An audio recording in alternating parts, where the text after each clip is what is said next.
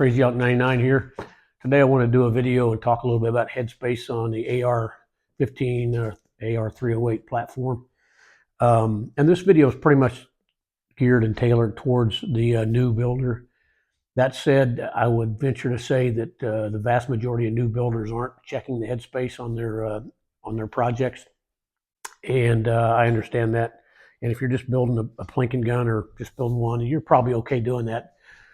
I'd say 9 times out of 10 plus, you're not going to have any headspace issues on new components, but it does happen. I've actually, as if you've been following my channel, I've been building ARs for probably close to 15 years now. And I'm not an expert or anything like that. I'm just an enthusiast. But I have used name brand, reputable products before, components, barrel and bolt before, and had it fail the headspace test. And by fail, I mean the go gauge passed, the no-go gauge didn't, because the no-go gauge did insert. Now, you can debate all day long. If the no-go gauge fails, you're still safe unless the field gauge passes, and you're not wrong. But here's the thing, in my opinion, if you're using new parts and the no-go gauge fails, why would you not stop and contact the manufacturer or resolve the issue yourself instead of using a part that's already beyond what would be considered ideal chamber dimensions? But to each their own. Now, in the case that I had, I didn't send the parts back. I did contact the manufacturer. I didn't send the parts back. What I did, I have a lot of AR parts. I have a lot of bolts. Well, not necessarily anymore, but I do have a lot of barrels. And at the time, I had several bolts of the caliber in question. I don't recall if it was a 5.56 chamber, 5.56 223 chamber, or a 308. But I just tried a different bolt and found one that did not fail the no-go gauge. And I used that. So that's an option, but you don't always have that option. You may not have more bolts, and you certainly don't want to buy more bolts just to hope to find one that fits better with your particular barrel. That's kind of an expensive process. But I digress. So what I'm going to talk to you about today is a couple different ways. Most people don't do it the most efficient way when they're building a new firearm. This is a new assembled upper receiver that I put together recently. Most people wait until, if they do headspace at all, which we just talked about that, they wait until this stage to do the headspace. And that's okay, but it's not the most efficient. And I'll explain why in a little while. So you can check the headspace once it's already assembled, or ideally, you can check the headspace before you even put the barrel on the receiver. And the reason you would want to do that is if it does fail, now you don't have to take it apart to send it back or whatever the case may be. Maybe you've already put the gas block on, maybe you've already dimpled the barrel, which might be a problem if you're trying to send it back for warranty.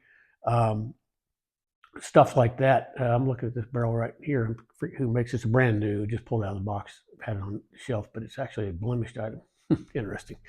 Anyway, so it saves you a lot of work if it does fail. So if you get to this point right here and check it and it fails, and you can't resolve it with another bolt on hand or whatever, and you have to replace the barrel either out of your pocket or the manufacturer sends you another one, you got to take it all apart. Is that the end of the world? No, it's not. But we're talking about efficiency. And some people don't think that you can check it like this.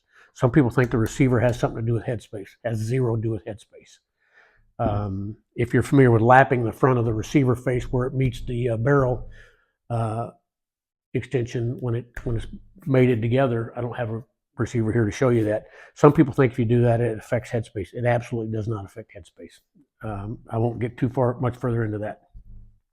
So in order to check headspace with the either method in your bolt, what you're going to want to do is remove the ejector. You don't have to. You can do it with it, but what happens is the ejector applies so much pressure that um, you really have to force it in there, and you don't know if you're using too much force to overcome the ejector or if the chamber is just too tight and you're using too much force. So it's definitely recommended to remove the ejector, and most places will tell you need to remove the extractor too. I don't, and in the demonstration I'll show you why I don't when I demonstrate how to do each one. But to remove the ejector, you don't absolutely need a special tool to do it. But I'm going to tell you right now, it's recommended, particularly if you're building more than one of these. If you're building just one of these, have somebody else, because you don't. It's not economical to buy headspace gauges, and this is just a go and no go. I don't. The only time I even mess with the field gauge is if I'm. Well, I won't get into that. I don't typically buy field gauges, and I already explained why. But to buy the headspace gauges and to buy perhaps a special tool like this is for 308/65 Creedmoor bolt. It's expensive for a one-time deal, but if you're building these, if you're an avid enthusiast and you're building several of these over the course of your hobby, then it might be worth your while. So the way this works, I'm not going to do it, but I'll explain to you how it works. You set it in here, and you have. Let me back up. You need roll pin punches. You can do it with a standard punch, but I don't recommend it because you can mar the roll pin, damage it in easily. But roll pin punches. This is the largest one I have. It's not for this project, but it has a little nub or a tit on the end of it, or nipple, I should say, on the end of it, that fits into the interior of the roll pin, so it keeps it from wandering and keeps it from smashing in. But what you do is you set your bolt in here, you crank this down. This is the same process you use to put it back in, by the way, to put the ejector back in. You crank this down to compress the ejector, and then after it's cranked all the way down, you back it off just a little bit.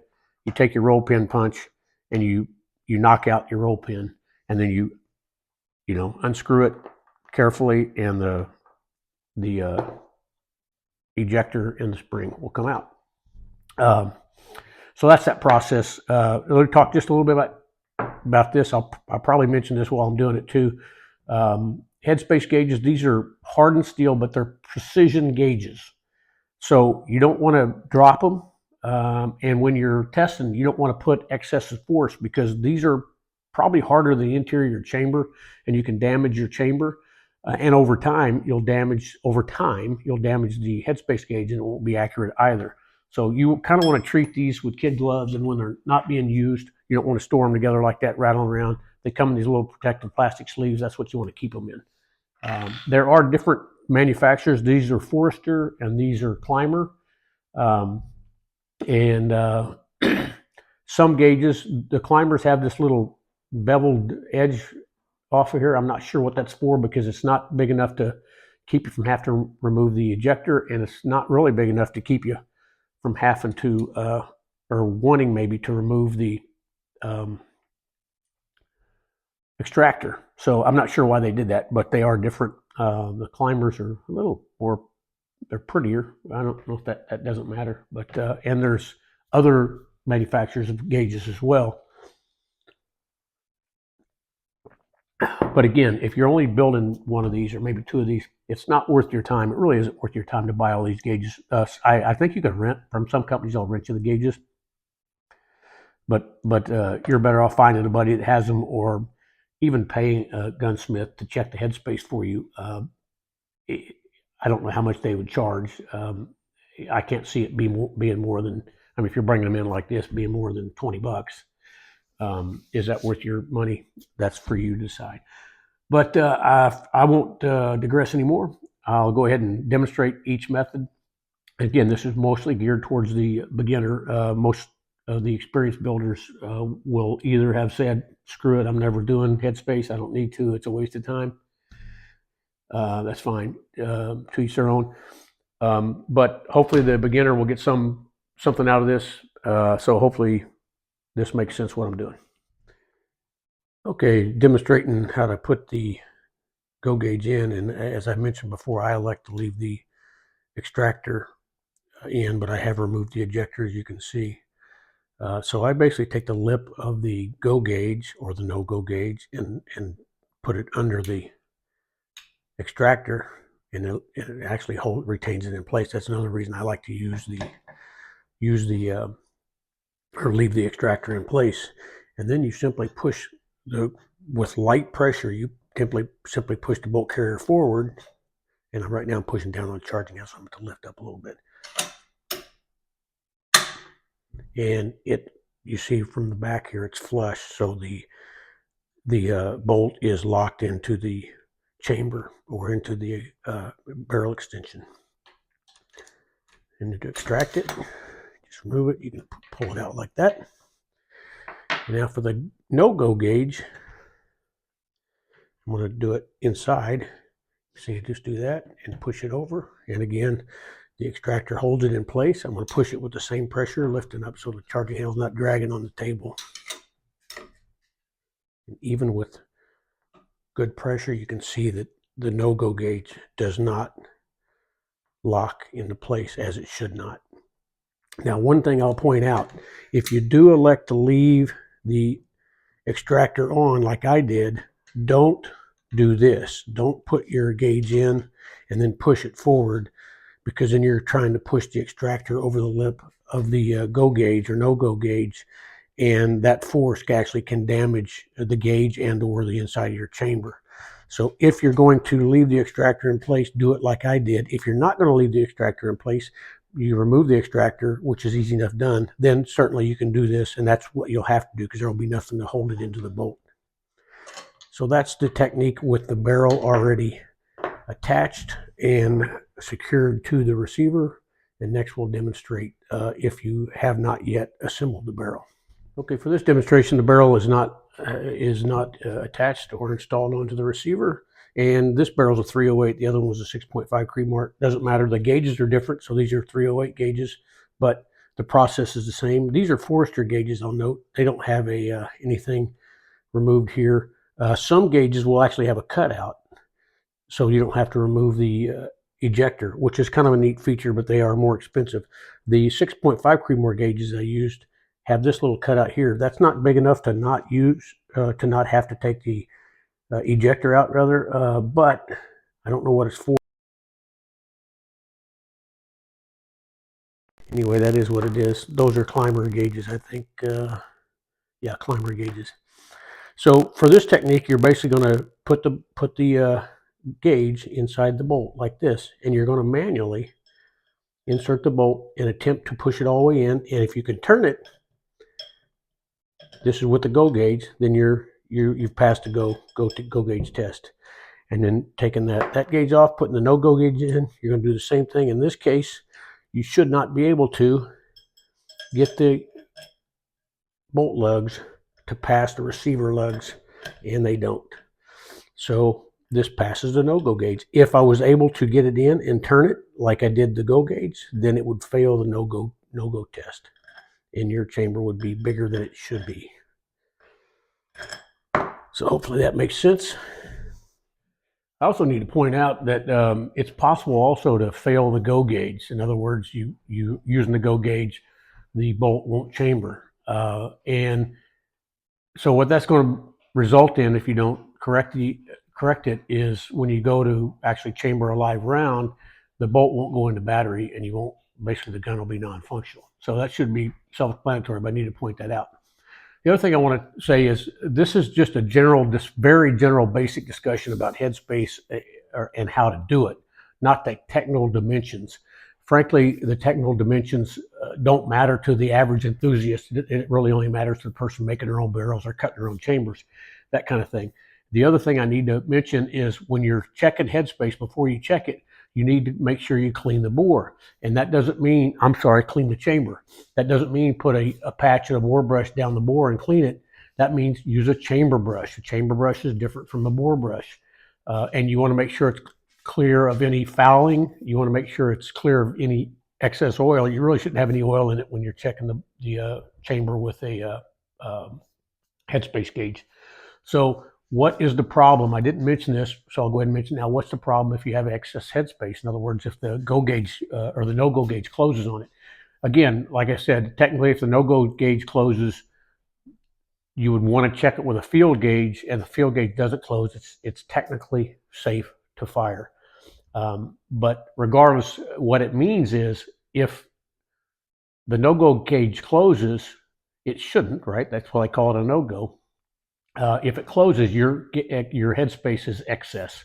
So excess headspace results in excess chamber pressure when the round goes off. It's really equivalent to using to loading more powder for all practical purposes in the round than is normal. The same end result. You have more pressure inside the chamber because the chamber is larger and it has more space for the gases and stuff to build up before the projectile exits the barrel. And in the case of excess chamber pressure to an unsafe level, it will cause a catastrophic failure. You'll on ARs, you'll often see the magazine blown out the bottom, the receiver blown open, the bolt damaged as well. And obviously that can cause serious injury to the person shooting the firearm or somebody next to them. So that's the need for it. And so we'll continue on with this. But I wanted to get that out in the open. Okay, hopefully that made sense. It's pretty straightforward. One of the big things is, obviously I didn't take the bolt apart and reassemble it on camera because I guess Facebook's funny about that kind of stuff, and they can flag you or delete your channel or whatever, and it's just not worth it. It's pretty easy to take a bolt apart. I think everybody knows this is a Brownells bolt, a 308 bolt, 6.5 Creedmoor, and it's got some proprietary stuff on it. The carrier, I should say, the bolt the same is the Brownells. But again, the reason I like to leave the extractor on is because it'll hold it in place for you like that, and it makes it easier to insert it, particularly if you're doing this method right here. For this method, it helps as well. I can't stress enough, though, if you do leave the extractor on, do not force the extractor or the bolt over the rim of the gauge, because you're going to do damage to your gauge and or for sure to your chamber. So that's another reason I like to leave it on. It holds it in place and I don't have to worry about whether I'm going to damage my chamber or anything like that.